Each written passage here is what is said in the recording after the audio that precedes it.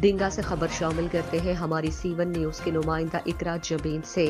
بچھڑا کچھ اس ادا سے کہ رت ہی بدل گئی، ایک شخص پورے شہر کو ویران کر گیا۔ ڈسٹرکٹ گجرات کے نواحی گاؤں ہیڈ کھوکھرا بھٹی برادری کے سربراہ شاہ محمد کے صاحبزادے محمد ریاض بھٹی، محمد ولائک بھٹی، محمد ارشاد بھٹی، ساجد بھٹی، ارشد اقبال بھٹی، امتیاز بھٹی کے بھائی محمد نواز بھٹی کے صاحبزادے صغیر نواز بھٹی، حال مقیم یونان ناصر نواز بھٹی، حال مقیم اسپین کا بھائی قیصر نواز بھٹی مرحوم کی ختم کل ایک بہت بڑے پنڈال میں پڑی گئی۔ محفل کا آغاز تلاوت کلام پاک سے ہوا، صوفیانہ کلام پیش کیا گیا۔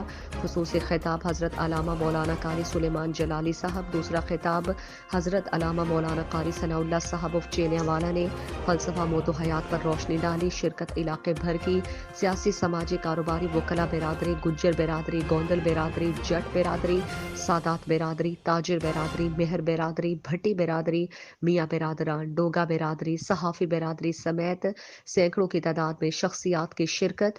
آخر میں عزیز و اقارب بھٹی برادری، شاہ محمد صغیر نواز، ناصر نواز، محمد نواز نے تمام آنے والے معززین علاقہ کا شکریہ ادا کیا جو میرا بیٹا قیصر نواز ظلم کا نشانہ بن کر جاں بحق ہو گیا۔